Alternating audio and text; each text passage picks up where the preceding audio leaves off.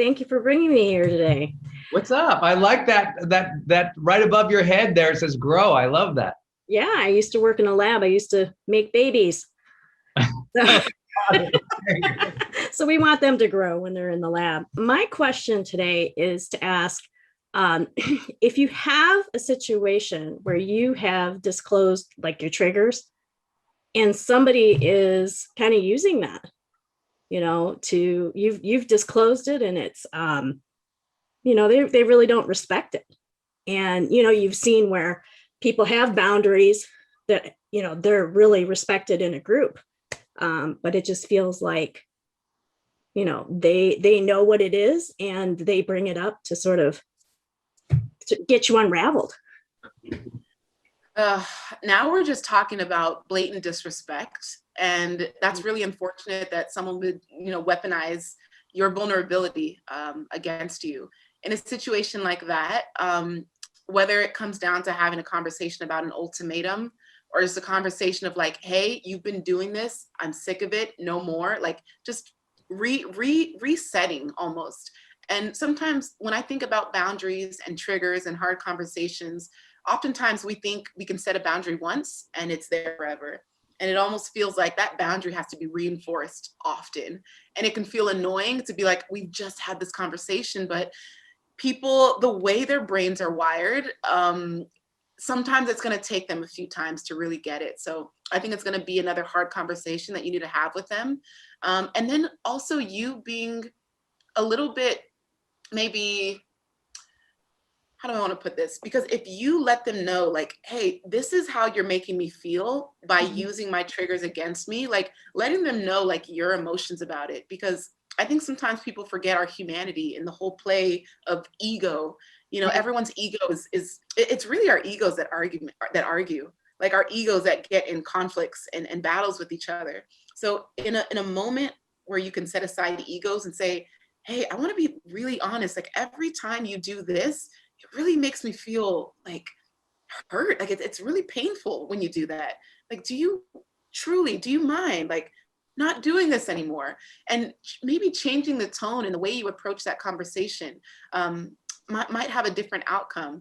But I'm sorry you're going through that, because it's really unfortunate that people are like that. No, I appreciate it. No, that's great. Yeah. So I'll throw in a simple framework I learned, Maria, that might help, because I know you're CHPC, so we love frameworks in the coaching world, is in those times making sure that you're clear, you're consistent, you're calm, and you're confident. Every time I'm going to communicate about this, like when I'm going to give them feedback on how they're treating me or what they're saying to me, I'm going to be clear, I'll be consistent, I'll be calm, I'll be confident over and over and over and over again. That's the self-reliant part of us. But also when someone's doing that and they do that consistently, despite the calm, the confident, the consistent feedback, what it means is they're unable to learn. This is really hard. I want everyone to hear this. This is the hardest thing to say. What it means is they are unable to learn from you. And I hate saying that because it makes it sound like there's something wrong with you. It's not. It's that for them, what's the challenge is they've stopped that outlet of learning there. And so that's where I always say, when couples are in deep trouble, get that couples counselor, see that couples therapist together, because what's happened is there's a break of their ability to learn from you. And that's on them. That's not you. It's their growth mindset has shut down. You're a fixed position now. And now you're in a fixed position. You can't break through that. And so you need another channel of learning to open for them. And that almost always requires an outside third-party therapist or counselor, a relationship counselor, a relationship coach, a true, more like licensed therapist, to open that channel of conversation for them, because maybe that person can get through the learning, or maybe that person can finally help them break that barrier that's preventing the learning coming from yourself, because the way they've protected themselves in the own relationship. Because often when we're hurt by others, we feel like we're protecting ourselves, and we realize they're protecting themselves too, even though they're the aggressor. What they're protecting is ego. Right. You're protecting your heart, they're protecting ego. That's not the same channel. Right? That's why a lot of people can't learn from each other. One's in ego, one's in heart. They can't, doesn't talk. And so a therapist helps break through the channel. And that's why I'm always like, if you've tried everything, if you've been so self-reliant, you've read the books on difficult conversations and on healing your relationship, you meditate before you go to dinner with them. So God help you don't throw the spaghetti at them. It's like, okay, good. We're not throwing spaghetti here, but we're also not breaking through. And so I always tell people, and they're like, well, how long should I wait? I'm like, 60 days. If you've been clear, you've been consistent, you've been courageous, you've been confident, cool. I'd give that 2 months of self-reliance. After that, you have to realize what most people do. They wait years. They wait 9, 10 years to get that support. I'm like, if you can't break it through and you've been clear and consistent, you got to bring that in, and you don't need their permission. You go, okay, we're going to get the support. This has to happen. This has to happen for us to be able to continue on. And that confidence and that consistency in that message, you got to book it, you got to schedule it, you got to get them there. And that's hard. And if you try to do that over and over and they won't engage there, now you're in a decision point because you can't communicate with them. They're unwilling to open another channel, which means they're not going to change. Now they're tough decisions about the quality and the duration of that relationship really have to come into your mind. And I say, be strong and confident in yourself in that point because you tried. You tried to communicate, you tried to learn and grow with them, you tried to get support, didn't happen. That's the point where you go, this might not be the right person. This is going to play out. And I know those are all hard decisions. So I don't make any of that lightly, but I've learned that along the way. I hope that helps too, Maria. Very much so. No, I appreciate it. Thanks, both of you. So Dr. Duni Atalabi. The part that resonated with me, which actually is my question, recovering people pleasers with trust issues. Me, you, same thing. So my question is, how do you catapult yourself from, or catapult your recovery, or kind of facilitate your recovery? Because I think I do need a faster recovery, and there's no like AA or People Pleaser Anonymous that I could join. So please help a sister. Thank you. That is hilarious. I had to learn that, Glow, if you don't love yourself enough to give boundaries, people will see that. And one thing, when you are a kind person and you have a big heart, you will attract leeches. There's a reason mosquitoes flock to the light. Or what are the bugs? The one that get buzzed when they go to the light. There's a reason the leeches are attracted to the light. They can see your big heart. They can see that you're a giver. They can see that you're kind. And they're like, how much can I milk out of this big-hearted person?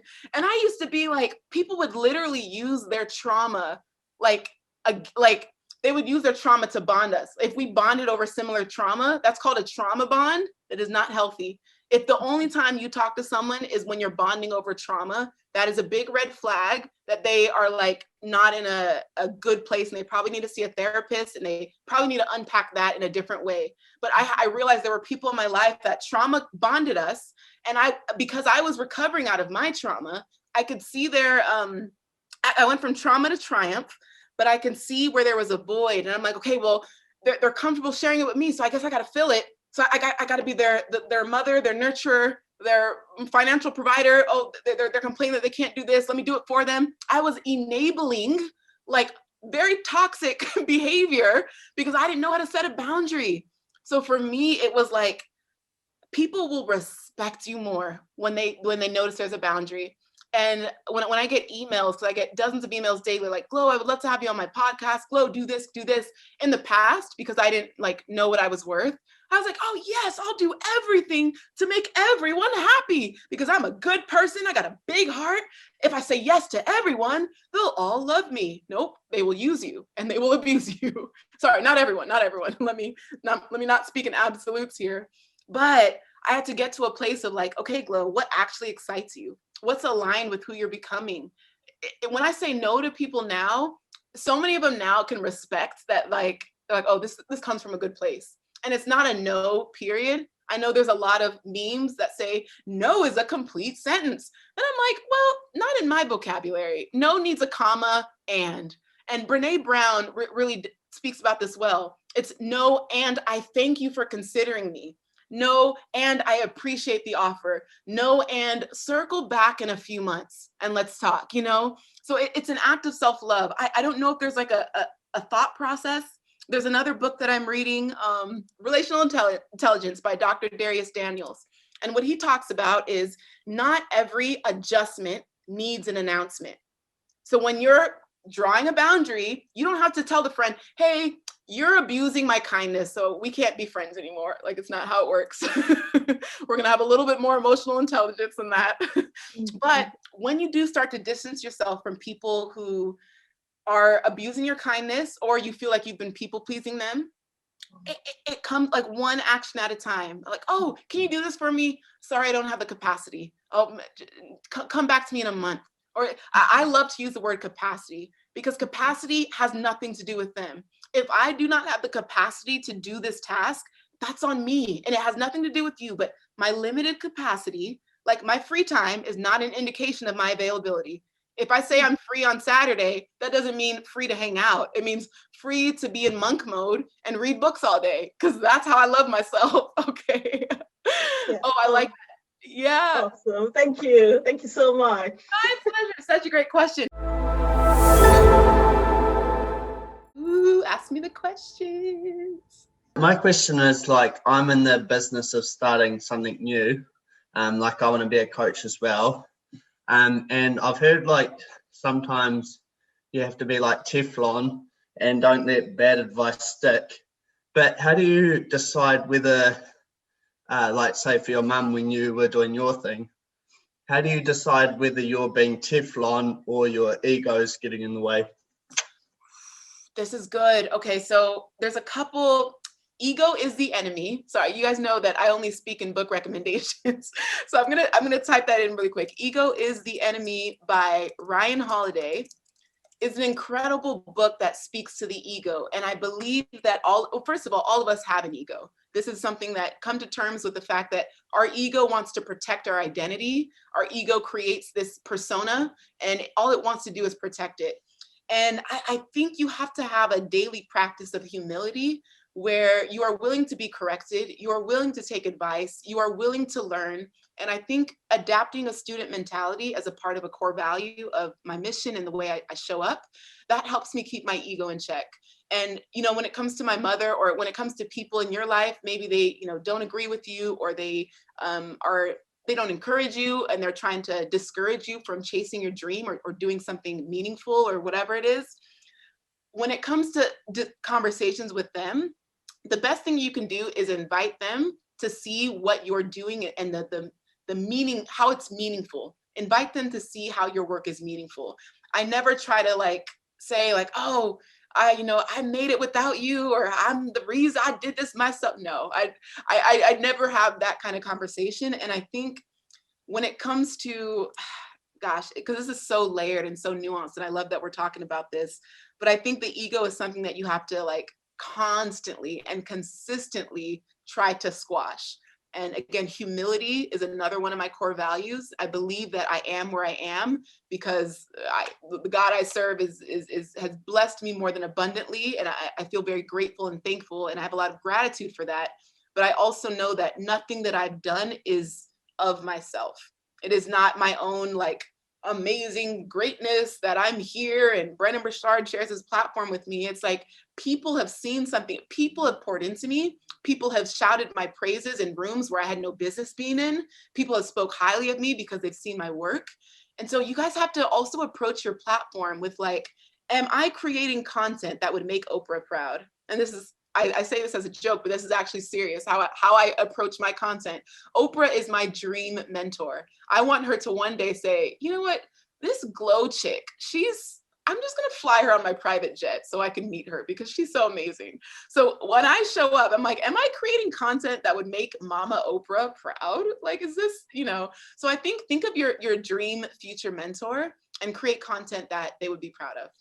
Does that help, Bryce? Did I answer Yeah, your no, yeah. No, I've always like tried to have humility as well, like because it turns arrogance into confidence. So yeah, humility's a big thing for me. But it was just kind of like you got to listen to what they're saying, but you don't want to stop your dreams, but you don't want your ego to get in the way in case you're losing something that could be very valuable. So no, thanks for that. Yeah, and just to quickly add to that as well, I think 10% of the people in your life are going to discourage you from whatever you're doing. And people only discourage you. Sometimes it's not even from a bad place. It's literally to protect you. They don't want you to see your dreams crushed. They don't want you to end up homeless. They don't want you to lose money. Like sometimes people are negative to you because they're trying to protect you from failure, you know? So also acknowledging that some people who don't believe in us, it comes from a good place. So I just wanted to mention that. Hey, it's really nice to be here. Thanks so much, Glo. I'm really inspired by everything you do. I'm a traveler myself, and I've been in the road for 7 years already. And I feel difficult to find a partner. I feel like, what is the first step to find that connection when you are always in the move? Because it seems like everything passed so fast, and then suddenly the war stopped. And it's so difficult to start like connecting with people again, because there are so many fears behind. So that's what's happening to me now. You know, I love that you asked this, because when I look at myself and some of my flaws, I try to like overanalyze, over-optimize, and hyper-plan everything. And I'm like, Glo, you can't force or control love. And that's probably why I suck at it, because I'm like trying to like figure out, okay, if I stop traveling at this time and I go to this country, then I will find the person by asking these 10 questions. And it doesn't work like that. And love is almost this like ultimate act of surrender. We have to allow that, like, we are putting ourselves in positions to meet incredible people and allowing conversations to be organic. Because I think one thing that sometimes women, we tend to do is we get straight to like the hardcore questions at the beginning. Where do you want to live? How many kids do you want? Like, when are you trying to get married? Like, what's your engagement length and all that kind of stuff. But I think if you take the pressure off of the next person that you meet, that you just start to feel butterflies about, like, oh my gosh, this person could be the one, allow yourself to get to know them as a person first, a lover second. Because a lot of times when we feel that emotional and physical attraction to someone, we're so anxious to like make it work. And now we have this box of like, okay, this person is going to be my partner. And so now I got to make sure they fit into this perfect box that I've created. Or it's like you can get to know them and let them create a box with you. And there's an analogy that a lot of people use, is that when you're coming into a relationship, someone has a suitcase of their luggage, and then the other person has a suitcase of their luggage. And now you can only travel with one suitcase. So you have to take stuff from your suitcase and their suitcase, put it into one, and somehow fit and hope it's not overweight, or else you have to pay the excess luggage fee. But that's not an option here. Okay, so it's really hard. And of course, you know, you get lonely on the road. I have a journal, a husband journal, and I just basically, I know it's kind of creepy. I can't believe I'm sharing this. It's like letters that I'm writing to my future husband to one day be able to give him and say, I've been waiting for you, I've been patient, but here's what I've been like manifesting. And so it's just a little journal that I got off of Amazon. So maybe that might help you, just writing like future love letters to your partner and one day hoping to give it to them. Wow, yes, it's a good idea. Wow, thanks so much. Of course. Where are you going next? Can I squeeze that question in? Yes. I'm going to France, to Cannes. So, amazing. Oh, yes. Yeah, I currently back in my hometown in Chile. So before the pandemic started, I traveled 77 countries, and my goal was to visit each country in the world to portray the ethnic diversity and cultural richness. So I was so focused in that project that I forget about that other part of, I love myself, but I feel like it's now time to share that part, that adventure with someone special. Oh, I Thanks feel so you. much. I feel you. Thanks so much, Brendon, for everything you do. Oh, I man. I Thank love you. everything you are doing, and I'm so grateful for everything. So Alicia. Yeah, Alicia, I'll answer to both. Oh my goodness. Thank you for taking my question, Glo. I was just actually writing it down. Anyway, so my question to you is, I have literally just started to get really comfortable with sharing my story, and my, being vulnerable. I've just started a podcast, and thank you. One of the last episodes was about dealing with grief. So when you spoke about your dad, I lost my mum also. So, from that perspective, it's quite hard to then replenish yourself after that. So I wanted to know how you replenish yourself after you've been very vulnerable. I have to have very strict boundaries with the way I use social media, because I want you guys to understand social media content is like junk food. And every time I say something, I don't want you guys to take it the wrong way. But a podcast, an article, that's salad. Social media is junk food. Because if all you're doing is consuming social media all day, that's junk, highlight reels, random opinions, random people, bad facts, bad story. Like you're getting all of this randomness, and like that's not healthy. But if you take yourself away from like the quick bites of social media and you just sit down with a podcast that maybe is like a podcast episode on grievance, or an article on grieving, and you sit with a wholesome piece of content, like that was super helpful for my healing and super helpful for me kind of bouncing back. But with social media, I come on to post, I double tap a few comments, as many comments as I can. I'm just like, just to engage in the comments a little bit, and then I hop off and I live my life, and I serve my community, and I read books, and I play the piano, and I have hobbies that fill my cup back up. But if I lived my life on social media, I'm not sure I would have this level of energy and joy. So I want you to give yourself permission to pour into yourself, pour into others, because you want to serve your community, but make sure you're pouring into yourself first. Thank you so much for saying that, because that's what I've been doing. And, sometimes you feel like I should be over there, doing the whole social media thing, but I've just been quiet in the mind. So thank you. Thank you for saying that. And what's great is social media is going to be around forever. Like, we're going to be, I'm going to be 102. Like, hey guys, what's up? Isn't it crazy? Like, it's going to be around forever, So I don't want you guys to ever feel like you've missed the mark with like having your moment. Like, you have tomorrow, you have next week, you have next month. Give yourself grace, show up when you're ready, and social media will be there when you're ready.